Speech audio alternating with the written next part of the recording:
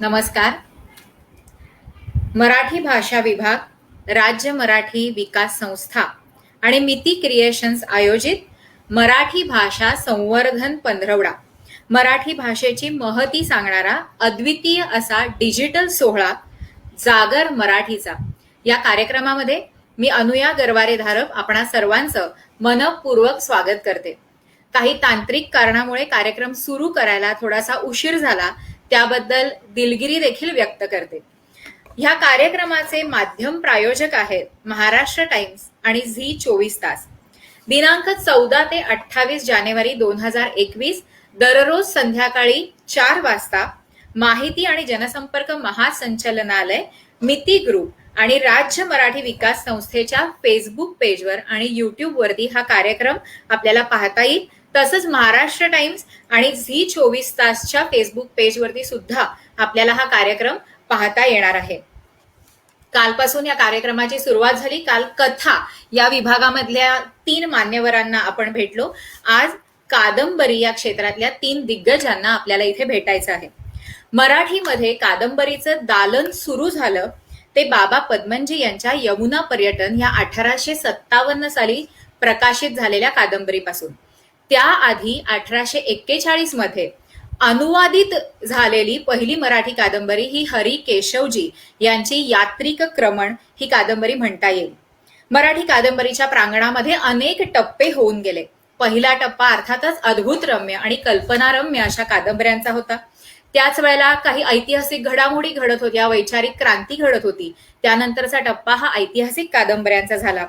मग हरिनारायण आपटे आणि समकालीन काही कादंबरीकारांनी मध्यमवर्गीय वातावरणातल्या कादंबऱ्या लिहायला सुरुवात केली. प्रथम सामाजिक आशय असलेल्या कादंबऱ्यांचा खूप मोठा काळ सरल्यानंतर मगचा टप्पा फडके खांडेकरांच्या कादंबऱ्यांचा होता. त्याच वेळी अनेक विषयांसाठी मराठी कादंबऱ्यांचं दालन खुलं झालं. त्यामध्ये बासी मर्ढेकरांची रात्रीचा दिवस ही कादंबरी होती, जिने मग मराठी साहित्य विश्वामध्ये मनोविश्लेषणात्मक कादंबऱ्यांचा प्रवाह सुरू केला. त्याच्याच बरोबरीनं गत्रेन माडखोलकरांची राजकीय कादंबरी होती. वामन मल्हार जोशी यांची तत्वज्ञानपर कादंबरी आली. त्यांनी पत्ररूपी कादंबरी देखील लिहिली. मग माडगुळकर, भावे, गंगाधर गाडगीळ यांनी कादंबरी क्षेत्रात आणि त्याचबरोबर कथा क्षेत्रातही स्वतःचा ठसा उमटवला.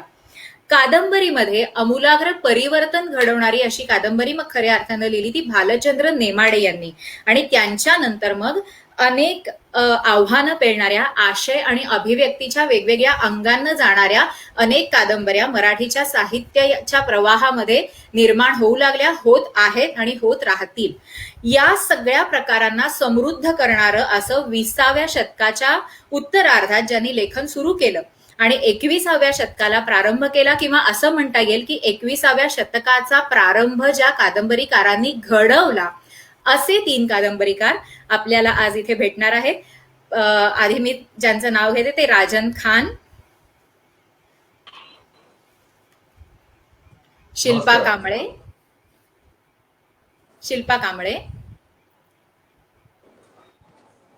आणि अभिराम भडकमकर.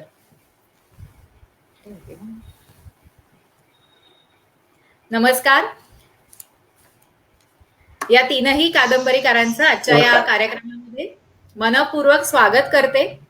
कार्यक्रमाला आपल्या थोड्या तांत्रिक कारणामुळे उशीर झालेला आहे, त्यामुळे लगेचच आपण मुलाखतीला प्रारंभ करूया. सर्वात प्रथम राजन खान यांच्याकडे मी जातीये. कथा लेखक, कादंबरी लेखक म्हणून आपण ज्यांचं नाव आपल्याला माहितीये, आतापर्यंत अनेक त्यांचे लेख वर्तमानपत्रातून, दिवाळी अंकांतून आपण वाचलेले आहेत. अक्षर मानव या चळवळीचे ते प्रमुख आहेत. 1970च्या दशकापासून अव्याहतपणे ज्यांनी मराठीमध्ये साहित्य क्षेत्रामध्ये मोलाची भर घातली, असं अभिमानानं घ्यावं असं हे एक नाव आहे. एक लेखक खर्च झाला, तत्रैव, आडवं तिडवं असे एकूण 17 कथा संग्रह. त्यानंतर गाठी गाठी जीव, जमीन काळ असे एकूण 16 कादंबऱ्या, अनेक लेख आणि ह्या सगळ्या साहित्य प्रकारांमध्ये लिलया वावरत असणारे श्री राजन खान. अनेक पुरस्कारांनी सन्मानित ज्यांना केलं गेलेलं आहे असे राजन खान यांना पहिला प्रश्न मी असा विचारू इच्छिते की आज आम्ही तुम्हाला कथाकार, कादंबरीकार म्हणून ओळखतो, पण जेव्हा तुम्ही लेखन सुरू केलं होतं त्या सुरुवातीच्या काळामध्ये तुम्ही काही कविता आणि नाटकं सुद्धा लिहिलेली होती, पण मग काळाच्या ओघामध्ये हे दोन साहित्य प्रकार तुम्ही स्वतःसाठीच का बंद केलेत? पहिली गोष्ट म्हणजे मी खूपच लहान वयात लिहिण्याचा नाद लागला आणि तो नाद लागला तो एकटेपणात न लागला. म्हणजे माझं बालपण हे एकटं पडलेलं बालपण, मानसिकतेनं मी एकटा पडलेला माणूस होतो. वयाच्या 12व्या-13व्या वर्षी लिहायला लागलो आणि गद्य लिहायला लागलो. महत्वाचं म्हणजे त्या काळात वाचनात बाबूराव अर्नाळकर वगैरे अशी मंडळी आली आणि त्यांच्यामुळे एक रोचकता निर्माण झाली आणि मला लक्षात आलं की माझं ऐकायला कोणीच नाहीये. म्हणून मग मी लवकरच कागद हाताळायला सुरुवात केली आणि गद्य लिहिलं. पहिलं जे लिहिलं ते गद्य लिहिलं. आणि नंतर ती चटक लागली आणि खूप थोडस वयात आल्यावर कळलं की याला लेखक होणं वगैरे म्हणतात. तुम्ही जो प्रश्न विचारला तो फार महत्वाचा आहे की कविता लिहिल्या कारण पण कविता मी स्वतःहून लिहिलेल्या नाही. माझ्या भोवती कवींचा गोतावळा जमला आणि ते एकमेकांना सांगायचे की कवींची मैफिल जमायची पोरांची ते आणि ते माझ्या पहिल्या कवितेचं नाव आहे, माझ्या दुसऱ्या कवितेचं नाव आहे असं म्हणून कविता ऐकवायची आणि मी एकटाच पडलेलं. तिथेही पुन्हा एकलेपण आलं मला की आपण कविताच करत नाही आणि माझ्या लक्षात आलं की असं म्हणता येत नाही ना, माझ्या पहिल्या कथेचं नाव आहे आणि आता सगळी कथा ऐका किंवा माझ्या पहिल्या कादंबरीचं नाव आहे आणि सगळी कादंबरी ऐका. ते कवींचं आपलं छोटं छोटं छान असायचं. त्यांच्यासाठी मी कविता करायला लागलो. नंतर या सगळ्या तारुण्यात आल्यानंतर एकांकिका नाटकं यातला नाद लागला, त्यातही लिहिण्याचा प्रयत्न केला. लक्षात पुढं असं आलं मग मग मात्र पक्क ते लिहिण्याचा थोडा अभ्यास झाला किंवा साहित्य वाचलं. खूप खूप लेखक वाचून झाले, साहित्याच्या समीक्षा वाचून झाल्या, वावरून झालं समाजात. मुंबईत वावरलो, पुण्यात वावरलो, सातारा जिल्ह्यात वावरलो, खेड्यांमध्ये वावरलो. याच्यात लक्षात आलं की कविता करायला आणि नाटक लिहायला खूप मोठी लायकी लागते. गद्य लिहिणं, कथा कादंबऱ्या लिहिण्या इतकं हे सोपं नाही. एका वाक्यामागे एक वाक्य लिहिणं म्हणजे कविता नव्हे आणि एका वाक्यामागे एक लिहिणं म्हणजे नाटक नव्हे. हे अवघड माध्यम आहे आणि आपण ज्या रोचकतेनं किंवा ज्या रसाळपणे किंवा ज्या पाल्हाळीकपणे हा तो एक प्रकार आहे की माझा स्वभाव पाल्हाळीक आहे. मग लक्षात आलं की हे नाटक कविता ह्या पाल्हाळीक प्रकरणच नाहीये. अतिशय बांधेसूद, अतिशय चपखल बोलणार असं काहीतरी एक माध्यम आहे. आपली तिथं लायकी नाही हे लक्षात आल्यानंतर मी तो प्रकार हाताळायचा थांबवला. कारण हे मान्य करणं गरजेचं आहे की जे तुम्हाला येत नाही ते नाहीच करू. आणि तो त्याच्यामध्ये लिहित राहिलो आणि लोक ते म्हणतही राहिले की हे तुम्ही फार पारंपरिक लिहिता, फार लिहिता, अशा वेगळं नाही कोण वाचणार. तर मुळात मी लेखक होण्यासाठी लेखक झालेलोच नव्हतो. मला लिहिण्याचा नाद आहे. मग कोण वाचतंय की नाही हा माझ्या दृष्टीनं फार पहिला मुद्दा नव्हताच. वाचल्यानंतर मला आवडलंच लोकांनी, पण पहिला मुद्दा माझा तो गरजेचा नव्हता. मला बोलायचंय, मला अभिव्यक्त व्हायचंय आणि माझं ऐकायला कोणीही जगात उपलब्ध नाही या भावनेतनं मी लिहायला सुरुवात केली आणि मग मनसोक्त लिहित गेलो. मग ते पाल्हाळी होतं का बांधेसूद होतं आणि साहित्यशास्त्रात ते बसतं की नाही वगैरे मला काही घेणं नव्हतं. मग मी मुक्तपणे लिहित राहिलो आणि लिहितच राहिलो. आणि तो प्रवास आजपर्यंत चालू आहे आणि पुढेही राहील अशी आम्हाला आशा आहे. पुढे मी शिल्पा कांबळे यांच्याकडे वळते. मुंबईमध्ये आयकर विभागामध्ये आयकर अधिकारी म्हणून कार्यरत आहेत शिल्पाताई. निळ्या डोळ्यांची मुलगी ही पहिली कादंबरी त्यांची प्रकाशित झाली. त्याच्यानंतर बिर्याणी नावाचं नाटक त्यांनी लिहिलं आणि त्यानंतर 9:40 लोकल सारखा कथासंग्रह त्यांनी लिहिला. शिल्पाताई मला दुसरी एक गोष्ट की डॉक्टर बाबासाहेब आंबेडकर महामानवाची संघर्षगाथा ही सिरियल ही मालिका जी आपण टीव्हीवरती आता मध्ये बघितली त्याचं लेखन शिल्पाताईंनी केलेलं होतं. अनेक मालिकांचं लेखन त्यांनी केलेलं आहे. शिल्पाताई, तुमच्या पहिल्या कादंबरीबद्दल मला असं विचारावं असं वाटतं की असं म्हणतात की लेखक ज्या वातावरणामध्ये वाढतो त्याची सामाजिक सांस्कृतिक जो भोवताल असतो तो त्या कादंबरीमध्ये म्हणजे त्याच्या पहिल्या लिखाणामध्ये कुठेतरी प्रतीत होत असतो. तर दोन प्रश्न असे आहेत की एक तर जेव्हा तुम्हाला व्यक्त व्हावंसं पहिल्यांदा वाटलं त्यावेळेला तुम्ही कादंबरी हा साहित्य प्रकारच का निवडला आणि तुम्हाला आलेले अनुभव त्याच्यामध्ये कितपत प्रतीत झालेले आहेत? कादंबरी हा साहित्य प्रकारच का निवडला तर ह्याचं म्हणजे उत्तर असं आहे की मी अरुण साधूंचा एक लेख वाचलेला दिवाळी अंकामध्ये आलेला आणि त्यात त्यांनी असं लिहिलं होतं की दलित कादंबरीमध्ये फार शक्यता होत्या म्हणजे आशयाच्या दृष्टीने किंवा अनेक आकृतीबंधाच्या दृष्टीने, परंतु दलित आत्मचरित्र आली, कविता आली, परंतु त्या तुलनेचं काही कादंबरी आली नाही. आणि मग मला असं चॅलेंजिंग वाटलं. मग तोपर्यंत माझा आणि लिखाणाचा काही संबंध नव्हता. पण मला असं वाटलं की हे एक आपल्याला हे चॅलेंज घ्यायचंय आणि मग मी ठरवलं आपण कादंबरी लिहू. कारण सरांची त्रिशंकू कादंबरी होती अरुण साधू सरांची आणि त्यात त्यांनी ते दाखवलं होतंच. आणि ते घेतल्यानंतर म्हणजे माझी चॉईस जी केली ती सरांच्या स्टेटमेंट म्हणजे सरांनी जसं काय मलाच आवाहन केलं होतं की आता मी करते, हे आपल्या समाजाचं काम आहे आणि आता मला ते करायचं, अशा ह्याने मी लिहिलं. त्याच्या आधी मी कधीच काहीच म्हणजे डायरी वगैरे लिहायचे, एखादी फुटकळ कविता वगैरे असं, पण काहीच लिहिलं नव्हतं. आणि नंतर मला जाणवलं, जे तुम्ही म्हणालात की जीवन दर्शनाचा भाग जो आहे, जो सेकंड तुमचा प्रश्न आहे, की कादंबरीमध्ये खूप शक्यता असतात आणि तो खरोखर एक मोठा पट दाखवू शकतो. म्हणजे सरांनी आता जे काही गोष्टी सांगितल्याच, नाटक आणि कवितेच्या तुलना करून कादंबरी बरोबर, तर त्यालाच पुढे नेत मी असं म्हणेन की कादंबरीचा जो निवेदक असतो ना, तो अतिशय सामर्थ्यवान असतो आणि काळाची जी मोडतोड करू शकतो आपण, मागे जाऊ शकतो, पुढे जाऊ शकतो आणि फॉर्म म्हणजे वेगवेगळ्या फॉर्म मध्ये लिहू शकतो, जे कठीण आहे. नाटकामध्ये संवादच आपण करू शकतो. तर मला खूप महत्वाची वाटली, म्हणजे मला इझी सुद्धा झालं कादंबरी लिहिण्यासाठी. मला जे जग दाखवायचं होतं आणि खरोखर आहे ते, की जी माणसं मी बघितली होती, माझ्या आजूबाजूची होती, त्यांच्या ते वास्तव तर होतच होतं, त्यात मी कल्पनेचे रंग मिसळले आणि त्यातून मी तो आशय म्हणजे पूर्णपणे वास्तव नाही लिहिलं, ऑब्व्हियसली नाही लिहिलं. कारण मग त्याच्यामध्ये तुम्ही सौंदर्य कसं निर्माण करणार. काही गोष्टी मी ठरवूनच लिहिल्या की ह्याच्यामध्ये मला थोडं ह्युमर आणायचं आहे, ह्याच्यामध्ये मला पत्रांचा फॉर्म वापरायचा आहे, ह्या गोष्टी मी थोडा अभ्यास करून लिहिल्या होत्या. तर अशा प्रकारे सरांचं एक स्टेटमेंट झालं, अरुण साधू सरांचं, आणि मला तो पूरक वाटला, मला जे सांगायचं होतं ते सांगण्यासाठी, कादंबरी हा चा प्रकार. आणि ऑब्व्हियसली ते माझ्या ओळखीचे लोक त्याच्यामध्ये आहेत. धन्यवाद. अभिराम सरांकडे मी येते. कॉमर्स ग्रॅज्युएट असलेले अभिराम भडकमकर यांनी जर्नालिझम आणि कम्युनिकेशन मधला डिप्लोमा देखील केलेला आहे. नॅशनल स्कूल ऑफ ड्रामाचे ते विद्यार्थी आहेत. तिथे अर्थातच अभिनय, दिग्दर्शन आणि लेखन या तीनही क्षेत्रांमध्ये त्यांचं कार्य सुरू आहे. अभिराम भडकमकर नाव घेतलं की सगळ्यात आधी आपल्या डोळ्यासमोर येतो तो मूर्तिमंत बालगंधर्व हा चित्रपट. त्याचबरोबर त्यांचे इतरही चित्रपट, त्यांचे देवकी, पछाडलेला, विटी दांडू, आई असे एकूण 18 चित्रपटांसाठी त्यांनी लेखन केलेलं आहे. ज्याचा त्याचा प्रश्न, सुखाशी भांडतो आम्ही, देहबान, याच दिवशी याच वेळी अशी जवळपास 13 नाटकं आणि सामाजिक भान असलेली नाटकं त्यांनी लिहिलेली आहेत. क्षितिज, रास्ते, साया, टीचर अशा एकूण 6 हिंदी मालिका त्यांनी लिहिलेल्या आहेत. Balgandharva, one at any cost आणि आताच आलेली इन्शाअल्लाह ह्या कादंबरीचं लेखन त्यांनी केलेलं आहे. अभिराम सर, तुमचं स्वागत करते. आणि आता उल्लेख केला इन्शाअल्लाह या कादंबरीचा, तर सुरुवातीचा प्रश्न मला तुम्हाला त्याच्यावरतीच विचारायचा आहे, कारण ही आत्ताच आलेली कादंबरी आहे, आत्ता त्याचा ऑनलाईन प्रकाशन सोहळा पार पडला आणि या नावावरनच आणि त्या मुखपृष्ठावरनच आम्हाला जाणवतं की ह्याच्यामध्ये काहीतरी वेगळं वाचायला मिळणार आहे.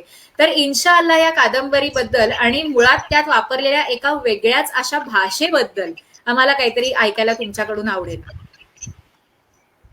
मुळात इन्शाअल्लाह ही कादंबरी आम्ही लॉकडाऊनच्या काळामध्ये ऑनलाईन प्रकाशित केली आणि या कादंबरीने एक वेगळा अनुभव आम्हाला स्वतःला असा दिला की त्यावेळेला वर्तमानपत्र बंद होती किंवा सोसायट्यांमध्ये घेतली जात नव्हती किंवा वर्तमानपत्र सगळीकडे पसरत नव्हती, त्यावेळेला होत नव्हती.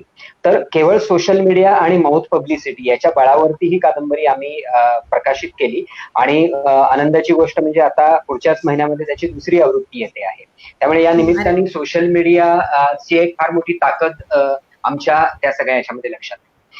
मला इन्शाअल्लाह कादंबरी, माझं सगळं लहानपण ज्या मोहल्ल्यामध्ये गेलं, कोल्हापूरला टाकाळा नावाचा तो सगळा एरिया होता, त्या आजूबाजूला पाहिलेलं जे सगळं वातावरण होतं, ते वातावरण आणि मी असं माझ्या सकट त्या कादंबरीमध्ये उमटलेलं आहे असं मला वाटतं. 2 गोष्टी फार या कादंबरीमधल्या माझ्या दृष्टीने महत्वाच्या. एक म्हणजे या कादंबरीतली भाषा आणि दुसरा म्हणजे या कादंबरीचा स्वर. या कादंबरीची भाषा जी आहे ती साधारणतः कोल्हापूर आणि पश्चिम महाराष्ट्रामध्ये बोलली जाणारी बागवानी नावाची भाषा आहे, जी मुस्लिम कम्युनिटीमध्ये सगळ्यात जास्त खऱ्या अर्थाने बोलली जाते, जी मराठी, हिंदी आणि थोड्याशा प्रमाणामध्ये उर्दूचं असं एक मिश्रण आहे आणि ती वेगळीच बागवानी भाषा आहे. आपण दादा कोंडकेंच्या एका चित्रपटामध्ये अत्यंत विनोदी अशा पद्धतीने ती ऐकली होती. पण या भाषेचा वापर मी या कादंबरीमध्ये अधिक केला, कारण माझी पात्र मुळात ती भाषा बोलतात, माझी पात्र त्याच वातावरणामध्ये बोलतात.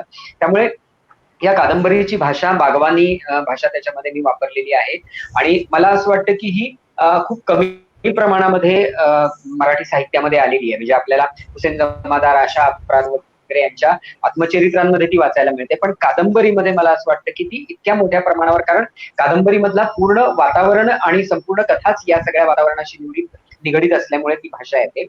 मला सगळ्यात दुसरा महत्वाचा भाग त्याच्यामध्ये असा वाटतो की या कादंबरीचा स्वर आत्ताच्या संपूर्ण वैचारिक विश्वामध्ये जो ध्रुवीकरणाचा एक फार मोठा पायंडा पडत चाललेला आहे आणि विचार विश्व ध्रुवीकरणाकडे फार लवकर प्रमाणामध्ये जात आहे. तर हा सर्व प्रकारच्या ध्रुवीकरणाला, सर्व प्रकारच्या कट्टरतेला नकार देत तो एक अंतस्वर आहे की जो या सगळ्या गोष्टींना नकार देतो. तो सच्चा स्वर आहे की जो सगळ्याच गोष्टीची चिकित्सा करू पाहतो. तो आपल्या धर्माची चिकित्सा करू पाहतो. तो आपल्या आजूबाजूच्या सर्व वेगवेगळे फोर्सेस आहेत, कट्टरवादी फोर्सेस असतील किंवा सर्व फोर्सेसची चिकित्सा करू पाहतो, त्याची किंमत देऊ पाहतो ती चिकित्सा करत असताना. आणि एक वेगळ्या नव्या अशा वाटात गुंडाळणाऱ्या अशा तरुणांचा, महिलांचा, अशा पद्धतीचा जो वर्ग आहे त्याचा हा आवाज आहे. तो अतिशय क्षीण आहे. कारण अमीन दलवाईंच्या नंतर इतक्या मोठ्या प्रमाणामध्ये मुस्लिम समाजामध्ये परिवर्तनाचे प्रयोग फार क्षीण प्रमाणामध्ये झाले आहेत. त्याच्यामुळे तो आवाज तसा क्षीण आहे, परंतु तो फार महत्वाचा आहे. त्यामुळे ही कादंबरी या भाषेची आहे आणि ही कादंबरी आवाजाची आहे. त्याचबरोबर दुसरी गोष्ट अशी की सर्व प्रकारची चिकित्सा म्हणत असताना पुरोगामित्वाची ही चिकित्सा या कादंबरीमध्ये मी केलेली आहे. आपण नेमके कुठल्या टप्प्यावरती आहोत परिवर्तनाच्या आणि पुरोगामित्वाच्या याची सुद्धा चिकित्सा यामध्ये केली. त्यामुळे मला असं वाटतं की इन्शाअल्लाह ही कादंबरी वेगळ्या पद्धतीने जगाकडे पाहण्याची इच्छा करणाऱ्या आणि आतापर्यंत दोन पद्धतीमध्येच विभागल्या गेलेल्या, म्हणजे एकतर विक्टिम म्हणून मुस्लिम समाजाकडे पाहायचं किंवा तुष्टीकरणाच्या दृष्टिकोनातून मुस्लिम समाजाचा विचार करायचा. या दोनही ध्रुवांच्या पासून बाजूला जाऊन एका वेगळ्या पद्धतीने अंधश्रद्धा, अज्ञान, कर्मठपणा, धार्मिक संकुचितपणा आणि यातून बाहेर पडण्याचा आणि नवीन जग पाहण्याची इच्छा व्यक्त करणारा, त्याच्यासाठी किंमत देणारा जो एक मोठ्या प्रमाणामध्ये वर्ग निर्माण होतोय, त्या वर्गाचं सुद्धा याच्यामध्ये किंवा त्या वर्गाबद्दलची ही कादंबरी आहे. आणि म्हणून मला असं वाटतं की आत्ताच्या या समकालीन वातावरणाशी अत्यंत मिळती जुळती आणि त्याचा संपूर्णपणे धांडोळा घेणारी ही अशी एक कादंबरी आहे. आणि मी जे म्हटलं की ही माझी कादंबरी आहे, माझं सगळं लहानपण त्या ठिकाणी गेलेलं असल्यामुळे त्या वातावरणामधलाच मी एक घटक आहे. मला त्यापासून कधी मी वेगळा आहे असं वाटलंच नाही. आणि म्हणून ही त्या समूहाची कादंबरी आहे, त्या समाजाची कादंबरी आहे, त्या वातावरणाची कादंबरी आहे, ती माझी सुद्धा कादंबरी आहे. नक्कीच. आणि ही कादंबरी वाचण्यासाठी आम्ही सगळेजण उत्सुक आहोत. पुढचा प्रश्न, हा जो धागा अभिराम सरांनी आता पकडलेला आहे, तो धागा घेऊनच पुढे जाणारा माझा पुढचा प्रश्न राजन सरांसाठी आहे की आपल्या साहित्यामधून सुद्धा अशा काही गोष्टींचं वर्णन झालेलं आहे की काही म्हणजे शिक्षणापासून वंचित राहिल्यामुळे म्हणा किंवा काही चुकीची शिक्षण पद्धती मिळाल्यामुळे म्हणा किंवा काही चुकीच्या समजुतींमुळे म्हणा, काही म्हणजे ठराविक समाजातले युवक काही चुकीच्या मार्गावरती जातात आणि मग संपूर्ण समाजावरच त्यामुळे दोषारोप केले जातात. हे एक कठोर वास्तव आहे जे चुकीचं आहे, पण त्याचं वर्णन आपल्या साहित्यामधून बऱ्याच ठिकाणी बघायला मिळतं. तर त्याच्याबद्दल थोडंसं तुम्ही सांगाल का? पहिली गोष्ट म्हणजे प्रश्न थोडासा मोघम आहे हा. त्या अर्थानं एक विशिष्ट समाज आणि असं कधी काही म्हणता येत नाही. मुळात साहित्याला जात आणि धर्म नावाची गोष्ट नसते. त्यामुळे त्या साहित्यात काय काय डोकावतं ते कुणावर तरी टीका करणारं किंवा कोणाला तरी दर्शन करणारं वगैरे असतं, अशा एकांगी बाजूला जाता येत नाही. अभिराम जे म्हणाले ते एक दुरुस्ती करायची. अभिरामला मला सांगायचं की दखनी मराठी साहित्याची परंपरा 1000 वर्षाची आहे आणि जवळजवळ 100-150 वर्षाची दखनी कादंबरी, दखनी भाषेत लिहिलेल्या कादंबरीची परंपरा आहे. उर्दू भाषा ही दखनीतनं जन्माला आली. उर्दूतले शब्द नाही आले, हिंदी नाही, फारसी, अरबी आणि मराठी किंवा तमिळ असेल, तेलुगू असेल, कन्नड असेल, त्या ठिकाणी उर्दू, फारसी आणि अरबीशी जिथं संकर जातात त्या भाषांना दखनी भाषा म्हणतात. दखनी आपण जी मी बागवानी भाषेबद्दल बोलतोय. नाही, मी टिपिकल कोल्हापूर भागामध्ये बोलल्या जाणाऱ्या बागवानी भाषेमध्ये बोलतोय, ज्याच्यामध्ये उर्दू शब्द पण आहेत, ज्याच्यामध्ये हिंदी शब्द पण आहेत. दखनी, मुसलमानी, बागवानी हे एकच शब्द आहे आणि कोल्हापूरला थोडी वेगळी बोलली जाते. तिला 150 वर्षाचा इतिहास आहे. मिरजेच्या खूप मुसलमान लेखकांनी ही कादंबरी लिहिलेली आहे आणि नवी पोरं खूप लिहित आहेत. त्यामुळे ही अशी पहिलीच नाही, निश्चित नाही. मी असं नाही नाही मी असं विधान केलेलंच नाही की अशी पहिलीच आहे. मी असं म्हणतोय की अलीकडच्या काळामध्ये ही नाही ही पहिल्यांदा आलेली असा भागच नाही. मी म्हटलं ना, हुसेन जमादार, आशा अपराध यांच्या आत्मचरित्रांमधून आपण वाचलेली आहे ती भाषा. आशा अपराध या कादंबरीकार नाहीत, त्यांनी आत्मचरित्र लिहिले. मी दलित साहित्यात आत्मकथन म्हटलंय. नाही मी असं म्हटलंय, आशा अपराध आणि हुसेन जमादार यांच्या आत्मकथनांमधनं आपण ती वाचलेली आहे. त्यामुळे ती भाषा मराठी साहित्याला नवीन नाहीच आहे. बोलायचं असेल तर मग मराठी साहित्यात 1000 वर्षाची दखनी भाषेची परंपरा आहे. 1000 वर्ष आणि लिहिलंय खूप लोकांनी. आदिलशाह हा बादशाह, दुसरा आदिलशाह नाही मी असं विधान कुठेही केलेलं नाही की नाही. एक मिनिट. मी माझं विधान असं नाहीच आहे की पहिल्यांदा आलेली आहे असं मी म्हणतच नाहीये. माझं म्हणणं असं आहे, नाही तुम्ही मला जे सांगा की 150 वर्षाची परंपरा आहेच ना परंपरा, मी कुठे नाही म्हणतोय. अभिराम सर, तुम्ही जे मगाशी असं मी एक मिनिट की तुमचं बालपण त्या ठिकाणी गेलेलं नाहीये. तर उदाहरणं दिली ना आशा अपराध आणि यांची. की तुमचं बालपण त्या ठिकाणी गेलेलं होतं आणि तिथले सगळे अनुभव जे तुम्हाला आले ते सुद्धा त्या कादंबरीमध्ये प्रतीत होतात. राजन सर, थोडासा असा प्रश्न मी दुसरा विचारते की हेही खरं आहे की आपलं बालपण जिथे गेलं आणि बालपणातले सगळे अनुभव किंवा बालपणातला आपला भोवताल हा सुद्धा लेखकाच्या लिखाणामध्ये वारंवार डोकावत असतो, कारण त्याचा परिणाम खूप त्या लेखकावरती झालेला असतो. तसं तुम्ही लिहिलेल्या ज्या ग्रामीण जीवनाचं जे आम्हाला साहित्यातनं दर्शन घडतं किंवा ग्रामीण व्यक्तिरेखा तुम्ही अत्यंत उत्कटतेनं मांडता, तर तुमच्या आयुष्यातला काही काळ असा ग्रामीण भागामध्ये गेलेला आहे का? आणि मग तिथला भोवताल किंवा तिथले संस्कार किंवा तिथली परिस्थिती ही मग ती ग्रामीण भागाशी तुम्ही खूप अटॅच आहात, जोडलेले आहात असं त्याच्यातनं जाणवतं. तर ते काहीतरी सांगा आम्हाला की ग्रामीण भागातले तुमच्यावर झालेले अनुभव किंवा संस्कार असं. माझं सगळं बालपण दैवानं म्हणा किंवा कसं हो नाही निश्चितच. कारण बरोबर, कारण हो बरोबर. कसं आहे की कोल्हापूर हे काही अभिराम सर, राजन सर बोलतायत, एक मिनिट जरा.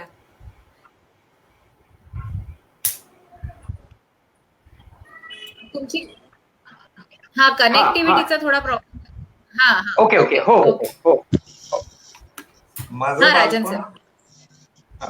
बालपण खास करून ग्रामीणच भागात गेलं असं नाही. मी उल्लेख केला, माझं बालपण हे 5-6 जिल्ह्यांमध्ये मिळून गेलं. मी मुंबईत राहिलोय लहानपणापासून, मी पुण्यात राहिलोय लहानपणापासून, मी साताऱ्यातल्या खेड्यांमध्ये राहिलोय लहानपणापासून, कोल्हापूरच्या खेड्यांमध्ये राहिलोय, नगर जिल्ह्यातल्या खेड्यांमध्ये राहिलोय, बीड जिल्ह्यातल्या खेड्यांमध्ये राहिलोय. इतका प्रवास आहे बालपणाचा आणि तो दांडगा आहे. त्यामुळं ग्रामीण आणि शहरी अशी खिचडी माझ्या आयुष्यात नाही. दुसरी गोष्ट, संस्कार म्हणून मला सांगायचं, माझ्या घरात संकर खूप झालाय. माझ्या घरात जवळजवळ सगळ्या धर्मांचे लोक आहेत. माझ्या घरात सगळ्या जातींचे लोक आहेत. माझ्या घरात ब्राह्मण आहेत, मराठा आहेत, महार आहेत, मुसलमान आहेत, सरदारजी आहेत, जैन आहेत. खूप खिचडीच्या संकरामध्ये मी जन्माला आलेलो आहे. त्यामुळं माझ्या लिहिण्यात हे सगळं येत राहिलं. म्हणजे मला खूप लहानपणीच कळलं की या सगळ्या भेदांच्या पल्याड जाऊन आता माणूस म्हणून लिहावं लागेल. म्हणजे लेखकाला जात आणि धर्म नसला पाहिजे म्हणून मी राजन खान हे नाव घेतलं 80च्या काळात. मला कळलं की पुढे हे लोक भांडणारच आहेत, कारण यांच्या अस्मिता आणि यांच्या मारामाऱ्या खूप असतात. मग माझ्या लक्षात आलं की माणूसपणाचं काहीतरी लिहिलं पाहिजे, आणि समजूतदारपणे लिहिलं पाहिजे. त्यामुळे मी सगळ्या जाती धर्माचा विरोधक झालो, देव या संकल्पनेचा विरोधक झालो आणि माझ्या लिहिण्यात माणूसपणा येत राहिला. माझ्यावर जो संस्कार झाला तो असा विशिष्ट एका जातीचा, एका धर्माचा असा झाला नाही. मी लहानपणापासून आजपर्यंत आम्ही पण तेच पराक्रम केले. म्हणजे घरात आणलेल्या सगळ्या स्त्रिया या कुठल्याही धर्माच्या, कुठल्याही जातीच्या आणल्या. आमच्या आया बहिणींनी पण दुसऱ्या जाती धर्माशी लग्न केली. असं खूप खिचडी झालेलं संकरित घर आहे माझं. आणि त्याचं मग जे काही येतं ना ते सगळं आलं. मी निव्वळ माणूस म्हणून लिहिलं. फार सुंदर वाटतं हे. आणि या त्या अर्थानं काहीच अर्थ राहत नाही का. म्हणजे आम्ही अमुक आहोत, आम्ही अमुक गटाचे आहोत. आणि मराठी साहित्याची सगळ्यात मोठी बोंब ती झाली. आपण विभागले गेलोय साहित्याच्या पातळीवर. म्हणजे कादंबरीकडे सुद्धा तसंच पाहिलं जातं, त्याच्या आडनावावर पाहिलं जातं. की हा कुठल्या धर्माचा जातीचं लिहिणार. माझ्या बाबतीत तो ओळ झालेला आहे सगळा मराठी साहित्याचा, की याचं ओळखायचं काय नेमकं. मी सगळ्या जाती धर्मांवर लिहिलेलं आहे. पण आणखी एक त्याचं जे शेवटचं टोक येतं ते असं येतं की आपण केवळ माणसं आहोत आणि हेच वास्तव आहे. कारण जाती आणि धर्म आणि देव ही काल्पनिक गोष्ट आहे आणि तिनं फार पगडा घेतलाय ना आपण एकमेकांचा द्वेष करण्यापर्यंत, एकमेकांचा रक्तपात करण्यापर्यंत गेलेलो आहोत. मला यातनं समाज बाहेर काढायची इच्छा होते आणि माझ्या कुठल्याही कथेचा मी किती पानसट लिहू, मी तुकाराही खूप लिहितो. म्हणजे ते लिहिण्यासाठी लेखक व्हायचं नसल्यामुळे, मला लिहायचाच नाद असल्यामुळे मी तुकाराही खूप लिहितो. कोणाला भारी वाटलं तर भारीही लिहितो. त्यातनं गडबड अशी होते की मी शेवट्याच्या ज्या निष्कर्षाला येतो कुठल्याही लिखाणात, माणूस म्हणून जगलं पाहिजे आणि माणूस एवढीच एक सत्यता आहे, बाकी सब झूट आहे आणि अजून 1000-1500 वर्षांनी काही टिकणार नाही. त्यामुळे माझ्या लिहिण्यात कसल्या अस्मिता येत नाही, खाली फक्त माणसाची अस्मिता येते. छान सर. खरोखर माणूस पण जपणं हा आपला पहिला धर्म असला पाहिजे, हे खरंच सत्य आहे.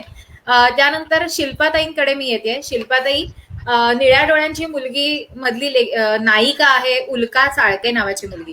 त्यानंतर बिर्याणी हे जे नाटक आपण लिहिलं त्याच्यामध्ये सुद्धा 2 मुली केंद्रस्थानी आहेत. एक दलित समाजातली मुलगी आहे, एक मुसलमान समाजातली. त्या दोघी मैत्रिणी आहेत आणि मग त्यांच्या भोवती ती कथा घडत जात, त्यातलं नाट्य घडत जातं. 940 लोकल हा जो कथासंग्रह आहे त्यातल्या देखील कथांमध्ये बऱ्याचदा स्त्री पात्र हे केंद्रस्थानी दिसतं. तर तुमच्या लिखाणामध्ये स्त्री केंद्रस्थानी येते बऱ्याचदा, असं दिसून येतं आहे.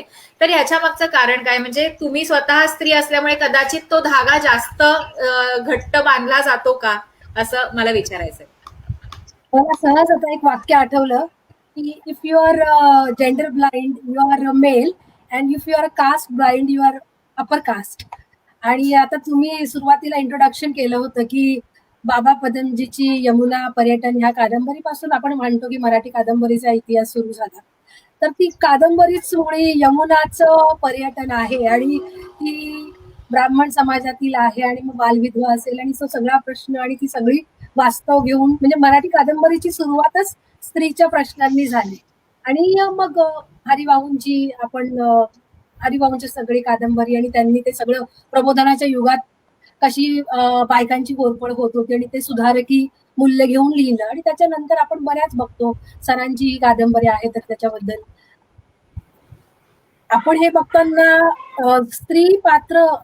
स्त्री असण्यातून तुम्ही स्त्रीचं पात्र निर्माण करता आणि प्रत्येक लेखक वेगवेगळ्या रंगाने स्त्रियांकडे बघत असतो, त्याची एक दृष्टी घेऊन लिहित असतो. म्हणजे पुशी रेगांच्या कादंबरी जी सावित्री आहे त्यातली स्त्री सावित्री आणि आपली पेनसेनच्या रथचक्रामधली आई या वेगवेगळ्या आहेत. ह्या स्त्रीच आहेत परंतु त्यांच्या दुःखाचे किंवा त्यांच्या आनंदाचे डिफरन्सेस आहेत, खूप आहेत. किंवा गौरीच्या कादंबऱ्यांमध्ये आपण जे सगळं स्त्री विश्व बघतो की जी फॅन्टसी आहे प्रेमाची आणि नातेसंबंधाची, आणि कमला देसाईंच्या हॅट घातलेली बाईमध्ये फॅन्टसीने त्यांनी कादंबरी लिहिली आणि ते प्रेमच फॅन्टसी झालेलं आहे गौरीच्या कादंबऱ्यांमध्ये. तर मी लिहिताना मी तत्वज्ञान लिहायचा प्रयत्न करते, कारण आयडिओलॉजी नसते ही देखील एक आयडिओलॉजी असते असं मी मानते. आपण जेव्हा म्हणतो की माझी काही आयडिओलॉजी नाही तर ही देखील आयडिओलॉजीच असते. मी हे तत्वज्ञान मांडलं की मी कोणतंच तत्वज्ञान मानत नाही, तर तसं मी नाही लिहित. माझ्यावर सध्या माझ्या चिंतनाचा विचार करण्याचा जो लोक आहे, मी बहुजन स्त्रीवाद मला अट्रॅक्ट करतो, मला आकर्षित करतो, मला ती मांडणी पटते आणि मग त्याच्या दृष्टीने मी काही मांडता येईल का.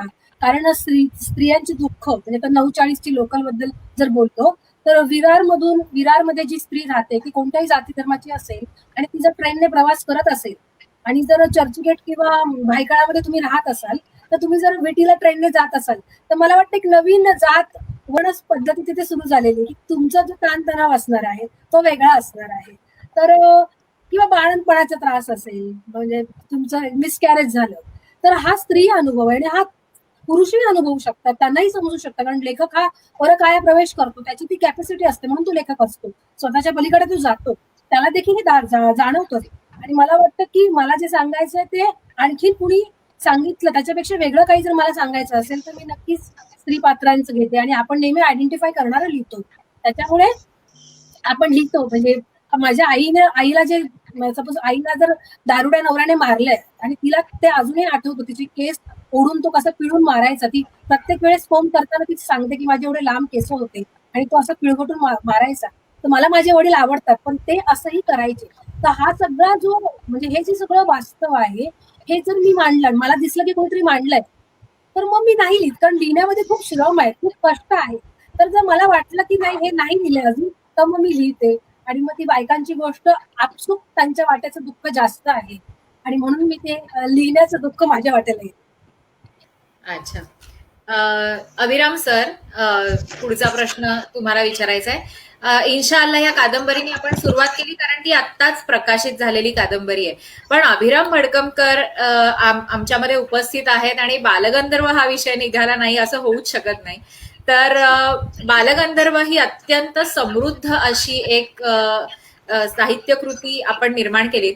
बालगंधर्व या विषयावरती आधी चित्रपट आला, अप्रतिम चित्रपट आला. अगदी अबालवृद्धांनी सगळ्यांनी तो थिएटरमध्ये जाऊन बघितला. बालगंधर्वांचं सगळं चरित्र अतिशय छान पद्धतीनं त्यांच्यासमोर उलगडलं गेलं त्या चित्रपटातनं. आणि त्याच्यानंतर तुम्ही त्याच्यावरती कादंबरी लिहिली. म्हणजे सर्वसाधारणपणे प्रवास हा कादंबरीकडून चित्रपटाकडे असा असतो, पण बालगंधर्वांच्या बाबतीत मात्र तो प्रवास उलटा झाला. याचं कारण काय? मुळात कादंबरी लेखनाकडे मी कधी वळेन असं मला खरं तर वाटलं नव्हतं. कारण मी नाटक लिहित होतो, मी चित्रपट लिहित होतो, मालिकांना मी बंद केलं होतं डेली सोप सुरू झाल्यापासून. परंतु बालगंधर्व चित्रपटाच्यासाठी जो सगळा रिसर्च मी करत होतो आणि चित्रपट मी लिहिला, त्याच्यानंतर तो चित्रपटाला सुरुवात झाली शूटिंगला आणि त्या सगळ्याच्या, आणि मला असं वाटत होतं की पटकथेमध्ये खूप काही राहून गेलंय, कारण वेळेची मर्यादा आहे. 2च तासामध्ये 10 इंटरव्हलची आपल्याला सोडून उरलेल्या वेळात बालगंधर्व तर मांडायची असते. आणि तर मला लक्षात येत होतं की त्यांच्या व्यक्तिमत्वामध्ये विलक्षण कॉम्प्लेक्सिटी आहे, अत्यंत गुंतागुंतीचं व्यक्तिमत्व आहे. आणि मला असं वाटत होतं की त्याच्यासाठी हा वेळ कमी पडतोय आणि त्यांच्या आयुष्याचा स्पॅन खूप मोठा आहे. म्हणजे अगदी पूर्ण करिअर ते उताराला लागणं, त्याच्यानंतर गोरबाईंचा त्यांच्या आयुष्यामध्ये प्रवेश, या सगळ्या गोष्टींना मला असं वाटलं की चित्रपटामध्ये आम्ही एक गौरव गाथा अशा पद्धतीने मांडलं होतं की एका श्रेष्ठ नटाची, गायकाची गौरव गाथा. परंतु ते माझ्या मनामध्ये कुठेतरी अडकलं होतं. हे याचं आपल्याला काहीतरी केलं पाहिजे, पण काय केलं पाहिजे हे मला कळत नव्हतं, कारण सिनेमा लिहून झाला होता आणि त्याची सगळी तयारी सुरू झाली. मला दिलीप माजगावकरांनी सिनेमाच्या मुहूर्ताच्या दिवशी फोन केला, पुण्यामध्ये मुहूर्त झाला तेव्हा, आणि ते मला म्हणाले की तुम्ही चरित्र लिहाल का गंधर्वांचं. मी त्यांना असं म्हणलं की चरित्र लिहिलं की परत एका पद्धतीने ती गौरव गाथा होते. मला गंधर्वांच्या व्यक्तिमत्वामधली गुंतागुंत जी आहे ती मला खूप आकर्षक वाटते. त्याचबरोबर त्यांच्या आयुष्यामध्ये सगळंच पराकोटीचं होतं. यश पराकोटीचं, अपयश पराकोटीचं, ऐश्वर्य पराकोटीचं, दारिद्र्य पराकोटीचं, दुःख पराकोटीची, आनंद पराकोटीचे. त्यामुळे मला असं वाटलं की हे सगळं हे करण्यासाठी काहीतरी वेगळा फॉर्म पाहिजे. तो चरित्राचा असू शकत नाही, तो नाटकाचा असू शकत नाही, आणि चित्रपटामध्ये वेळेच्या मर्यादेमुळे तो मला असं वाटलं की काहीतरी वेगळं असलं पाहिजे. आणि मग तिथे मी असं म्हटलं की मी कादंबरी लिहून पाहू का, कारण तोपर्यंत कादंबरी लिखाणाकडे मी कधी विचारही नव्हता केला. आणि मग त्यावेळेला माझ्या असं लक्षात आलं की कादंबरीची ताकद इतकी आहे की एक फार मोठा पद तुम्हाला त्या ठिकाणी घेता येतो, वेगवेगळ्या पद्धतीने ती त्याची मांडणी करता येते. आणि मग माझ्या असं लक्षात आलं की हेच माध्यम आहे की जे ती गुंतागुंत, कॉम्प्लेक्सिटी सकट बालगंधर्व येऊ शकतील. त्यांना आपण अनेक प्रश्न विचारले जाऊ शकतात. त्यांच्या सगळं आयुष्याच्या मध्ये असलेल्या नाट्यमय घटनांना सुद्धा एक वेगळ्या अँगलनी पाहण्याची कादंबरीमध्ये तो एक पट मला दिसत होता की त्या ठिकाणी ती शक्यता आहे. आणि म्हणून कादंबरी या माध्यमाची शक्यता त्या ठिकाणी माझ्या असं लक्षात आलं आणि मग मी ती लिहायला सुरुवात केली. सुरुवातीच्या काळामध्ये तो खूप स्ट्रगल होता मला ती कादंबरी, कारण मी खूप कादंबऱ्या वाचायचो, मला खूप कादंबऱ्या आवडतात.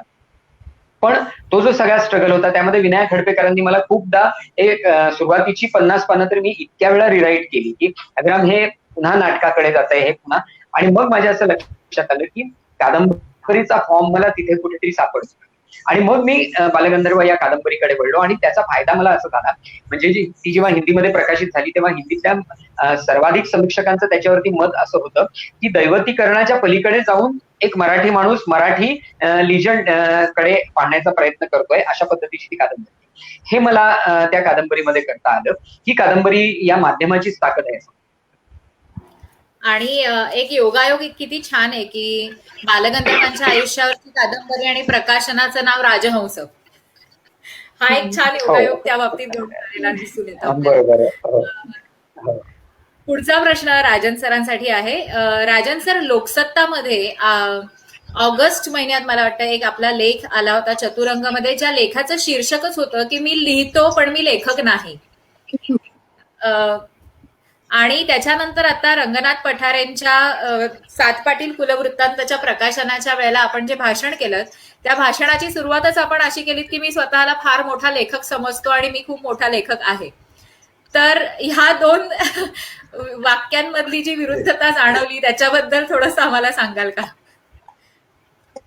नाही, मी तुम्ही ते भाषण नीट ऐकलं तर तुमच्या लक्षात येईल. मी लोकांना विचारलं होतं की मी लेखक वाटतो का, आहे का, मोठा लेखक आहे का, आणि लोक म्हणाले आहे. मग म्हटलं त्या अधिकाराने बोलतो. रंगनाथ हा मित्र आहे, राजन हा मित्र आहे, आणि लक्षात घ्या मी आता सगळे म्हातारे झालेलो. अर्थात ते दोघं कबूल नाही करणार की आपण म्हातारे झालोय, कारण ते दिसतात. आलं असं की माझ्या रंगनाथच्या आणि राजनच्या तिघांच्या, राजन म्हणजे राजन गवस, त्या आयुष्यात आम्ही एका स्टेजवर येतो. ही घटना इतकी पहिल्यांदा घडली, आणि आता त्या अर्थानं मला कळायला लागले की म्हातारपण काय असतं आणि आपल्या गोऱ्या किती शिल्लक असतील. तर त्या अर्थानं मग मला असं भरून आलं होतं की आपण तिघही एका स्टेजवर, महाराष्ट्र हा फार पुरोगामी आणि महाराष्ट्र हा फार समृद्ध मेंदूचा वगैरे, पण हे मराठीतले 3 स्टार एकत्र आणावेत हे कधी कोणाला सुचलं नाही. अभिराम हसत नाही अजिबात मी स्टार म्हटलं का. तर ते मला की हे पहिल्यांदा योगायोग आहे, आणि मग त्या आनंदाच्या, मी भावनाशील माणूस आहे, म्हणजे बोलायलाही बडबडून बोलतो आणि आनंद न जागवून द्यायचा आहे, ते खरं बोलून जगूया असं मला वाटतं. तर त्या ते मी म्हणालो की वाटतं की नाही मी मोठा लेखक, कारण रंगनाथच्या बरोबर रंगनाथ हा मला मोठा लेखक वाटत आलाय, राजन गवस हा मोठा लेखक वाटत आलाय, आणि रंगनाथनं आयुष्यभर बाळगलेल्या एका स्वप्नाच्या कादंबरीचं प्रकाशन होतं. त्याचे आम्ही पाहुणे होतो, म्हणजे मित्र म्हणून आम्ही ते नेहमी टाळलेलं होतं की एकमेकांच्या कादंबऱ्यांच्या प्रकाशनाला जाणं आणि एकमेकांचं कौतुक करणं. ती पहिली वेळ होती, आणि मी एवढ्या रंगनाथचं सगळं अक्षर ना अक्षर वाचले मी, अगदी त्याच्या पहिल्या कथेपासून त्याचा सगळाच प्रवास मागतो, पाठ आहे मला तो रंगनाथ. मी आता ऑलरेडी रंगनाथवर पुस्तक लिहितोय, म्हणजे रंगनाथच्या सगळ्या आयुष्यावर पुस्तक लिहितोय त्याच्यासाठी. यानं भारावून जाऊन मी ते म्हणालो की मी आहे की नाही मोठा लेखक, कारण माझ्या म्हणण्याला रंगनाथ बद्दल मी जे काही पुढे बोलणार आहे त्याला या समाजानं, आपला जो त्याच्या समोर आपण नम्र व्हावा असा जो आपला थोर समाज आहे, त्या समाजाला मान्यता द्यावी म्हणून ते वाक्य होतं. पण हे खरं आहे, कारण मी मगाशी म्हणालो तसंच आहे की मला लेखक आजही व्हायचं नाहीये. मला प्रसिद्धीचंही कधी काही वाटलं नाही, म्हणजे काहीतरी होतंय आणि मग आपल्याला कीर्ती मिळते वगैरे. कीर्तीसाठी नाही लिहितो, ही शिल्पा आहे किंवा हा अभिराम आहे, हे लिहितात ना, ही यांच्या कीर्तीची आणि मोठं होण्याची गरज नसते. आंतरिक भूका असतात, या आंतरिक एकांडेपण असतं, अनाथपण असतं, आणि लक्षात घ्या जगाशी झगडायची इच्छा असलेले जे लोक असतात ना, म्हणजे जे, आणि पण ते कमकुवत असतात. म्हणजे तो दिसायला अभिराम आता आपल्या सगळ्यात तगडा दिसतो, पण लक्षात घ्या हा मेंदूनं जगाशी झगडण्याच्या बाबतीत जेव्हा त्याला वाटतं की आपण कमकुवत आहोत, तेव्हा तो लेखणीचा हत्यार उचलतो. लेखक हा नेहमी मेंदूला त्याला वाटत राहतं की आपल्याला हरवेल हे जग, आपल्याला त्रास देईल, आणि आपल्याला जे म्हणायचंय, लेखक हा जगाच्या सुखाचं चिंतन करणारा माणूस असतो. हे जे दोघेही बसले माझ्यासमोर, आणि आज हजारभर वर्षात जेवढे लेखक झाले ते चिंतन करतात, म्हणजे यांच्यात मग काही भेद असो, यांचे डोळे कुठले असू देत, यांचे वर्ग कुठले असू देत, संस्कार कुठलेही असू देत, खड्ड्यात जाऊ ते सगळं, अंतिम उद्देश लेखकाचा जग, माणसं, आणि ते तो व्यक्तिगत याच्यातनच लिहितो बरं का. म्हणजे त्याला सुखी व्हायचं असतं खरं, तो स्वार्थी असतो, म्हणजे त्याला वाटतं की मी सुखी झालो पाहिजे. एक साक्षात्कार त्याला असं होतं की अरे मी सुखी व्हायचं असेल तर माझ्या भोवतीचं जग सुखी असलं पाहिजे, आणि ज्याला हे कळतं तो कागदावर मांडायला जातो, त्याचा होतो लेखक. म्हणजे अभिराम काय लिहितो, कसं लिहितो, शिल्पा कशी लिहिते, हा खरंच महत्वाचा मुद्दा नाही राहत. ज्याला उचंबळून लिहावं असं वाटतं ना, ते सगळे 1000, 1500, 5000 वर्ष जे कोणी झाले असतील ना, ते सगळे लोक हे अनाथपणातनं, भुकेलेपणातनं आणि जगाला सुखी करण्याच्या इच्छेतूनच लिहित आले, हे असं मला वाटत राहतं. त्यामुळं मी तसंच लिहित आलो, आणि मग आता आपल्याकडे ते भेद खूप आहेत, अमक्या जातीचा लेखक आणि तमक्या धर्माचा लेखक, आणि खड्ड्यात जाऊ. या लेखकाचा शेवटचा जो सूर असतो, शेवटचं जे आपल्याकडे नाटकाच्या भाषेत भरत वाक्य म्हणतात, किंवा ब्रह्मवाक्य म्हणतात किंवा काय जे पंचलाईन असा हा मराठीतला खूप चांगला शब्द आहे की पंचलाईन जी असते कुठल्याही लेखकाची जगातल्या की आपण आणि जग सुखी झालं पाहिजे. आंतरिक उर्मीमधनं लेखन करावं असं वाटतं आणि त्यामुळे लेखक लिहितो, हे खरं आहे, हे अगदीच मान्य आहे. शिल्पाताईंसाठी पुढचा प्रश्न आहे माझा की तुम्ही सुद्धा जेव्हा आंतरिक उर्मीनं लिहायला सुरुवात केली तेव्हा तुम्ही असं म्हणता की मला पॉवरलेस लोकांची कहाणी पॉवरफुल पद्धतीनं जगासमोर मांडायची आहे आणि त्या एका ध्येयापोटी तुम्ही लेखन सुरू केलं. तर आतापर्यंत तुमची 3 पुस्तकं आलेली आहेत, 3 वेगवेगळ्या साहित्य प्रकारांमध्ये आलेली आहेत. तर हे जे तुमचं ध्येय होतं की पॉवरलेस लोकांची कहाणी पॉवरफुल पद्धतीनं मांडणं, तर हे तुमचं ध्येय आतापर्यंत कितपत साध्य झालंय आणि ह्याच्या पुढचे त्या ध्येयाकडे जाण्याचे तुमचे मनसुबे काय आहेत हे आम्हाला सांगा. सर जे म्हणाले ना राजन सर, ते अगदी खरं आहे की आपण आपल्याला इम्पॉवर करण्यासाठी लिहित असतो. म्हणजे बिर्याणी नाटक लिहिताना मी सकीना आणि कुरबुरीची गोष्ट सांगत नव्हते, तर बीफ बॅन आल्यामुळे मी स्वतःच इतकी घाबरून गेलेले की अशा पद्धतीचा एक ऍक्ट येऊ शकतो, कारण बीफ आम्ही कंझ्युम केलेला आहे, खाल्लेलं आहे लहानपणी. आणि मी त्या भीतीतून निघण्यासाठी मी अशी 2 पात्र निर्माण केली की ती मला ताकद देऊ शकते, ती माझ्यापेक्षा खूप पॉवरफुल आहे. आणि हा जो म्हणजे आता मी करोना कथा लिहिली, तर करोना ही अभावग्रस्त म्हणजे एकदम लुम्पेन क्लासची मुलगी आहे जी स्वतःचं नाव करोना ठेवते आणि करोनाला कॉन्कर करते. आता करोनाने मीच घाबरले होते आणि मला ऑप्शन नव्हता. म्हणजे माझी कथा लुम्पेन वाचत नाही. एका पुस्तकाच्या प्रती 500 निघतात किंवा 1000 निघतात, 2000 निघतात. तर साक्षर असलेले किती लोक वाचतात. तर मी ज्या वर्गासाठी लिहिते तो वर्ग तो खूप कमी वाचतो. म्हणजे झाडू मारणारी कुठे लिहिते वाचते काही. तर तो जो पॉवरफुल मी करते ना, तर ते ऍक्च्युअली मी स्वतःला पॉवरफुल करते. आणि हे साध्य माझ्या हयातीत होईल का, की पॉवर म्हटलं की त्याचं डिस्ट्रीब्युशन इक्वली झालं पाहिजे. पॉवर कशी, सत्ता ही कोणाकडे तरी असते आणि खूप लोकांकडे नसते. आणि जेव्हा ते त्याचं असं केंद्रीकरण व्हायला लागतं, ते नेहमीच असतं, ते केंद्रीकरण कमी कमी व्हायला पाहिजे. म्हणजे सगळ्यांना जे आपण सामाजिक न्याय म्हणतो, तर तो कधी होईल समाजामध्ये. आणि तो जेव्हा होईल तेव्हा मला सुख वाटेल. जे सरांनी सांगितलं की लेखकाला सुख कधी वाटेल, तर ते सत्य म्हणजे जगामध्ये असत्य आहे आणि आपण आपापल्या ताकदीने आपापल्या प्रयत्नाने सत्य निर्माण करण्याचा.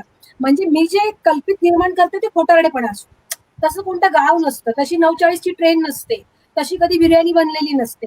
मी खोट्याचा आधार घेते आणि एक कल्पित रस्ते, त्या कल्पिताचा आधार घेऊन मला सत्यम शिवम सुंदरम कडे पोहोचायचं असतं. आणि त्या सत्याकडे पोहोचण्याचा हा प्रवास आहे.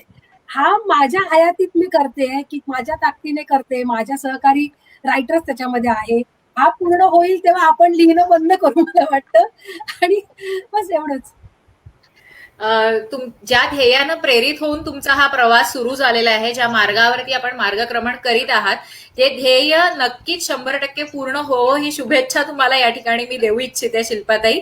आणि अभिराम सरांकडे वळते परत. अभिराम सर, तुम्ही नाटक लिहिलंय, कादंबरी लिहिली आहे, मालिका लिहिली आहे, संवाद लेखन, पटकथा लेखन या सगळ्या क्षेत्रांमध्ये अतिशय लिलया वावरणारं एक व्यक्तिमत्व म्हणून तुमच्याकडे पाहिलं जातं. एक नवीन प्लॅटफॉर्म आजच्या जगामध्ये आलेला आहे आणि तो म्हणजे वेब सिरीज. हा, आणि त्याच्यातली म्हणजे आज जास्तीत जास्त तरुण वर्ग हा वेब सिरीज बघतोय. म्हणजे इंग्लिश असू दे, हिंदी असू दे, मराठी असू दे. एक लक्षात येतं की तरुणांना आकर्षित करण्यासाठी म्हणून का काय, पण काही बोल्ड प्रकारची लँग्वेज किंवा ज्याला बोल्ड सीन्स असं म्हटलं जातं की तरुणांना आकर्षित करण्यासाठीच कदाचित त्यांचा वापर त्यात केला गेलेला असतो का, अशी शंका यावी. अशा पद्धतीनं हा एक प्लॅटफॉर्म इथे आता नवीन तरुणांसाठी सुरू झालेला आपल्याला दिसतो. तुमचं ह्या प्लॅटफॉर्म बद्दल मत काय आहे? वेब सिरीज बद्दल तुमचं मत काय आहे? नाही, मला काय वाटतं की असं आपण म्हणणारे जे लोक आहोत ना, हे आता म्हणजे आपण तरुणपणाकडनं लांब गेलेलो आहोत. त्यामुळे आत्ताची तरुणाई नेमकी कशी जगते आहे, तिच्या आयुष्यामध्ये आपल्याला जो बोल्डनेस वाटतो, तो बोल्डनेस तिच्या आयुष्यामध्ये किती प्रमाणात आहे याचा फारसा विचार आपण कधी करत नाही. मला असं जाणवतं की आजच्या तरुण पिढीमध्ये अत्यंत मोकळेपणा आहे. मग तो शारीर पातळीवरचा आहे, तो विचारांच्या पातळीवरचा आहे, दोन मित्र, दोन मैत्रिणी किंवा मित्रमैत्रिणी एकमेकांशी ज्या पद्धतीने बोलतात, ज्या मोकळेपणाने शेअरिंग त्यांचं असतं, ते आपल्याला कदाचित फार बोल्ड वाटत असेल, पण त्यांच्या दृष्टीने ते बोल्ड नाहीये, तो त्यांच्या जगण्याचा एक भाग आहे किंवा तो त्यांचा सहज भाव आहे. आणि तो जेव्हा अशा पद्धतीने वेब सिरीज मध्ये दिसायला लागतो, तेव्हा आपल्याला थोड्याशा पाठीमागच्या पिढीच्या लोकांना ते फार बोल्ड वाटतं, पण त्या लोकांना कदाचित तो त्यांच्या जगण्याचा एक सहज भाव त्या ठिकाणी उमटताना दिसत असू शकतो. बऱ्याचदा काय होते, आपल्या लिखाणावरती आतापर्यंत एवढी बंधनं होती की वेगवेगळ्या पद्धतीचे शब्द वापरण्याला खूप मर्यादा असायच्या, त्यामुळे कदाचित सुरुवातीला असं होऊ शकत असेल की लेखक अगदी आपली पूर्ण भडास त्या सगळ्या याच्यामध्ये काढत असतील किंवा एक काहीतरी युनिक दिसतं, काहीतरी वेगळं दिसतं म्हणून त्याच्या पाठीशी जात असतील. पण मला असं वाटतं की हे परत शांत होईल, म्हणजे एकदा ते सगळं हे झाल्यानंतर खऱ्या अर्थाने आज तरुण मुलं एकमेकांशी काय पद्धतीने बोलतात, ते काय पद्धतीच्या गोष्टी पाहू इच्छितात, ते कुठल्या प्रकारच्या वेगवेगळ्या प्रकारच्या नातेसंबंधांना आज सामोरं जात आहेत आणि एकमेकांना कसं समजून घेत आहेत, या पद्धतीच्या जेव्हा गोष्टी यायला लागतील आणि या पद्धतीची कथानक वातावरण आणि या पद्धतीचं म्हणणं जेव्हा वेब सिरीज मध्ये उमटायला लागेल, आणि आता ते उमटताना आपल्याला दिसतंय.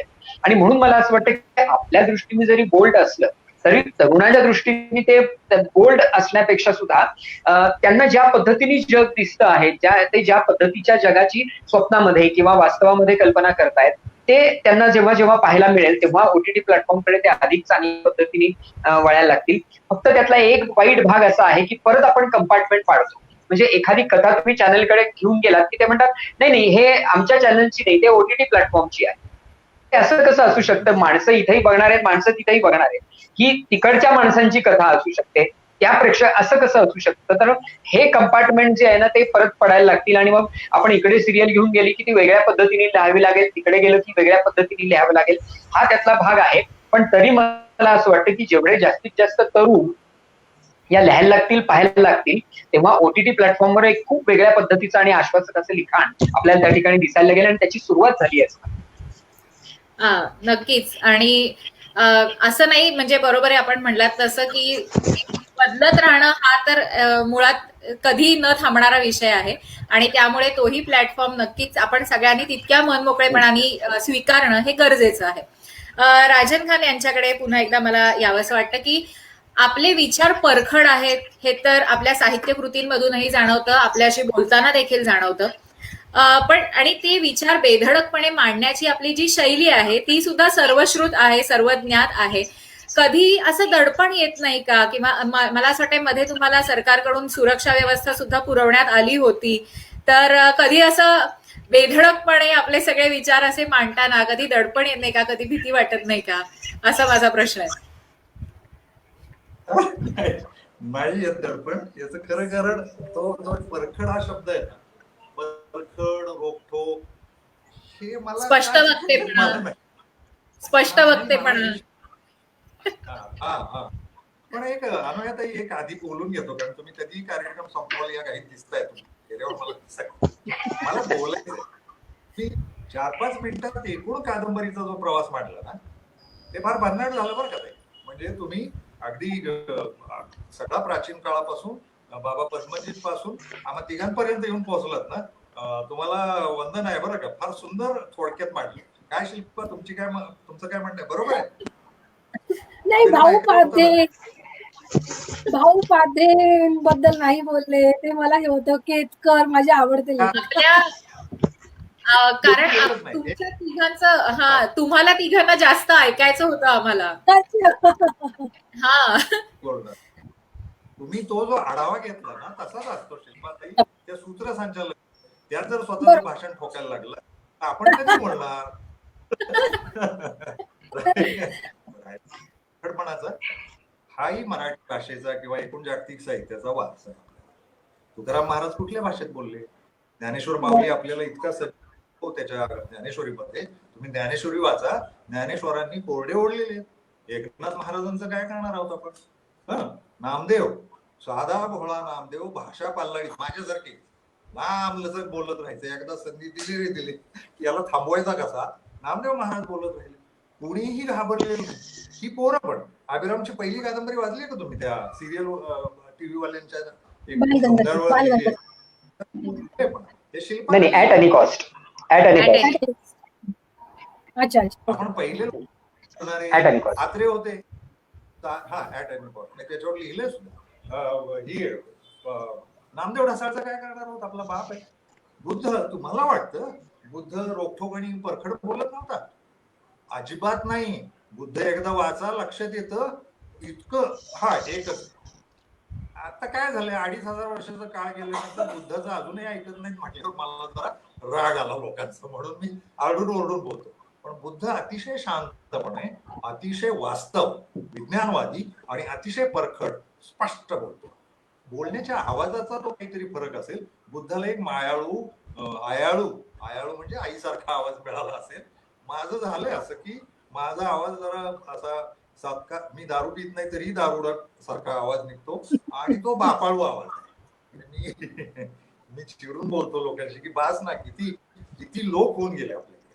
आगरकरांसारख्यांचं काय करणार, न्यायमूर्ती रानडे बोलले त्याचं काय करणार आपण, गांधी बाबा बोलला त्याचं काय करणार, फुले बोलला त्याचं काय करणार, तो आंबेडकर बाबा म्हणून बोलला त्याचं काय करणार, सॉक्रेटिस होता, स्पिनोझा होता, प्लुटो होता. किती किती किती मोठी 2,500-3,000 वर्षाची परंपरा आहे की जे लोक स्पष्ट बोलले, रोखटोक बोलले. माझे एकट्यावर ना काही, माझे जे बाप लोक आहेत नाही, बसवेश्वर, कबीर वाचा. कबीर पण अतिशय नम्र होते आणि दडपण तुम्ही म्हणाला, दडपण येण्याचं काय कारण आहे? फक्त एकच इच्छा आहे, यातलं कुणी मारू नये. याचं खरं कारण मला जे विचार मांडता येते ते मांडण्याची आज नाही. आपल्याकडे पोहोचायला वेळ लागतो. गौतम बुद्ध जर 2,500 वर्षानंतर पोहोचलेलं नसेल, तुकोबा 400 वर्षानंतर पोहोचलेलं नसेल, तर माझ्या लक्षात येतं की मी किमान 2-3 लाख वर्ष जगलो तरच मला जे म्हणायचे ते येईल आणि डोक्यात येईल. मला महाराष्ट्र सरकारनं संरक्षण दिलेलं आहे ही सत्य गोष्ट आहे, पण त्याची कारण माझ्या तोंडात नाही येत नुसतं. मी चळवळीत झालो होतो. मी अगदी दलित चळवळीपासून आदिवासी, भटक्या, मुसलमान, शेतकरी अशा लोकांमध्ये चळवळींमध्ये वावरलेलो आहे. आणि त्या ज्यांना मला मारायचं त्यांच्या लक्षात आलं की हा नुसतं माणूस मनाचं बोलतो, हे घातक आहे. म्हणजे गौतम बुद्ध बोलला पुन्हा 2,500 वर्ष त्याचाच अवतार आला गौतम बुद्धाचा, इसको मारनाच पडेगा.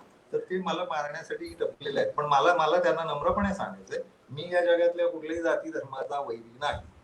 मी माणसाच्या विरोधात जो त्याच्या विरोधात आहे आणि त्याच्यासाठी भांडतो, तर ते तेवढं मला क्षमा करा, मला कृपया माफ.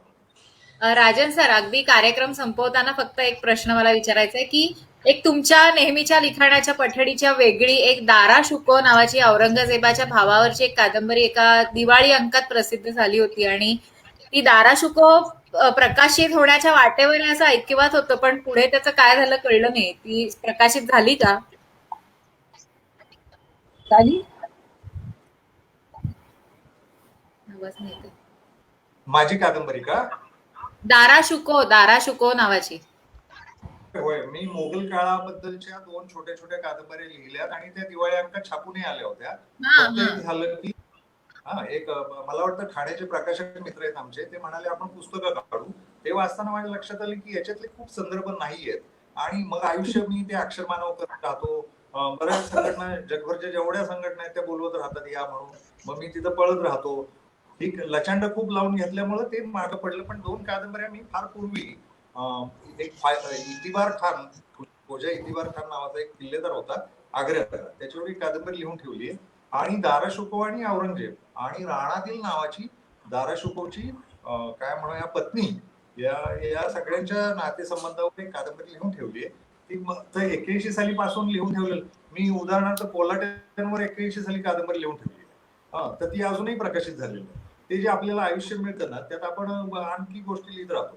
म्हणजे मागचं पडतं मागं आणि ते, पण मी लिहिलंय ही सत्य गोष्ट. आणि दारा शुको मला त्या अर्थानं आणखी एक सांगायचंय, मला औरंगजेबावर पण लिहायचंय. औरंगजेब अतिशय चुकीचा घेतला गेलाय असं माझं स्वतःचं मत आहे. मी पीएचडीचा अभ्यास करताना औरंगजेबाचा अभ्यास आहे, मध्ययुगीन साहित्याचा अभ्यास केलाय, त्यामुळं मला माहिती आहे. आणि मग मला असं वाटतं की आपण ते मांडलं पाहिजे. औरंगजेबही खूप वेगळ्या पातळीवर आणि दारा शुकोचं आणखीन वेगळं. सरमद नावाचा एक संत होता, सरमदावर आपलं मराठीत आलं पाहिजे. सरमद हे आचार प्रकार आहे. हा, तुम्हाला मगाशी सांगितलं ना, गौतम बुद्ध, तुकोबा, कबीर, त्यात एक आपला बाप सरमद सुद्धा आहे बरं का. तो नग्नपणे अख्ख्या दिल्लीत हिंडायचा आणि महत्वाचं तत्वज्ञान मांडायचं. पण हे येईल कधी, या गोळी घालणाऱ्यांनी जर जिवंत ठेवलं आणि आयुष्य उरलं तरी येतील ही पुस्तक. तुमची ही पुस्तकं नक्कीच वाचायला आवडतील आणि लवकरात लवकर ती प्रकाशित होत अशा शुभेच्छा व्यक्त करते. कार्यक्रमाची वेळ आपली थोडीशी संपत आलेली आहे. मी फक्त तुम्हा तिघांच्या वतीनं अभिराम सरांना शेवटचं एक असं मनोगत व्यक्त करायला सांगते की मराठी भाषा विभाग आणि या सगळ्यांनी हे जे मराठी भाषा संवर्धनासाठी जे पाऊल उचललेलं आहे आणि आज असा एक छान कार्यक्रम आपल्या ऑनलाईन पद्धतीनं इथे सादर झालेला आहे. अभिराम सर, तुम्हा तिघाही कादंबरीकरांच्या वतीनं एक थोडंसं मनोगत व्यक्त करा एक आणि मग आपण कार्यक्रम संपवूया.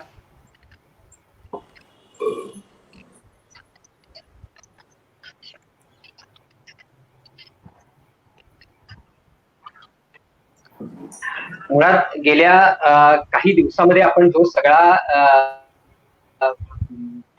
पॉज एक अनवॉन्टेड असा पॉज आपण अनुभवला, त्याच्यातनं खरं तर बोलण्याची एक उर्मी होती की आता बोललं पाहिजे, लोकांनी समोरासमोर बसून का होईना किंवा बोललं पाहिजे एकमेकांशी, अशी एक प्रचंड उर्मी होती. आणि नेमका या कार्यक्रमाचं निमित्त साधून तुम्ही आम्हाला बोलतं केलं आणि सगळ्या बरोबरच्या सगळ्या लेखक मित्रांशी. याचं कारण असं की कादंबरी या प्रांतामध्ये मला खरंच त्या मानाने जर पाहायला गेलं तर माझ्या दृष्टीने हा एक वेगळा अनुभव आहे.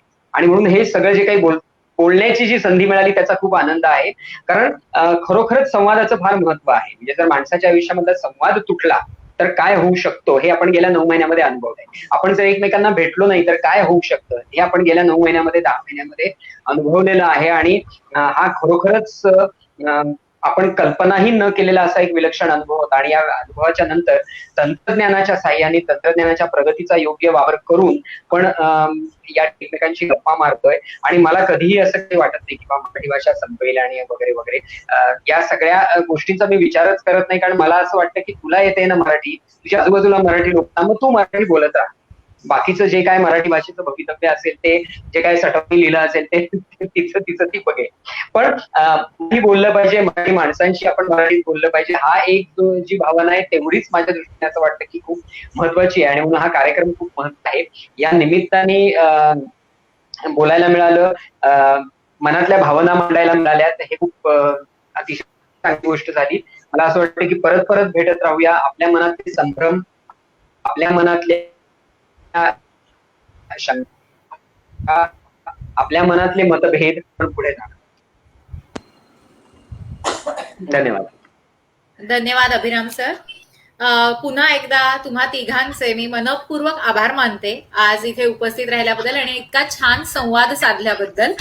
मराठी भाषा विभाग, राज्य मराठी विकास संस्था आणि मिती क्रिएशन्स आयोजित मराठी भाषा संवर्धन पंधरवडा, मराठी भाषेची महती सांगणारा अद्वितीय असा डिजिटल सोहळा जागर मराठीचा. याचे माध्यम प्रायोजक आहेत महाराष्ट्र टाइम्स आणि झी 24 तास. दिनांक 24 ते 28 जानेवारी 2021 या दिवसांमध्ये दररोज संध्याकाळी 4 वाजता असा हा डिजिटल कार्यक्रम आपल्याला इथे अनुभवायला मिळणार आहे. माहिती आणि जनसंपर्क महासंचालनालय, मिती ग्रुप आणि राज्य मराठी विकास संस्थेच्या फेसबुक पेज आणि युट्यूब वरती हा पाहायला मिळेल. महाराष्ट्र टाइम्स आणि झी 24 तासच्या फेसबुक पेज वरती सुद्धा पाहायला मिळेल. आज आपण या 3 दिग्गज कादंबरीकारांना भेटलो. उद्याच्या 4 वाजताच्या या डिजिटल सोहळ्यामध्ये आपण स्त्रीवादी साहित्य हा विषय घेऊन भेटणार आहोत. डॉक्टर सिसिलिया कार्व्हालो यांना, नीरजा आणि डॉक्टर प्रज्ञा दया पवार या तिघींना आपण उद्या भेटणार आहोत आणि त्यांच्याशी संवाद साधणार आहे डॉक्टर स्नेहा देऊसकर. आणि या डिजिटल सोहळ्याबरोबरच रोज संध्याकाळी रवींद्र नाट्य मंदिर येथे सुद्धा आपल्याला अशा कार्यक्रमांची मेजवानी मिळणार आहे. तर आज संध्याकाळी 6:30 वाजता रवींद्र नाट्य मंदिरला आपण भेटणार आहोत. ऐतिहासिक साहित्य या विषयाशी संबंधित असलेले पानिपतकार विश्वास पाटील आणि खासदार अमोल कोल्हे आणि त्यांच्याशी संवाद साधणार आहेत डॉक्टर नितीन आरे. तर आपण सगळेजणच या मराठी भाषा संवर्धनाच्या ह्या मार्गावरती आता चालायला सुरुवात केलेली आहे. 28 तारखेपर्यंत या सगळ्या कार्यक्रमांचा मनमुराद आनंद घेऊया. आणि या ठिकाणी आजचा हा कार्यक्रम संपला असं मी जाहीर करते. धन्यवाद.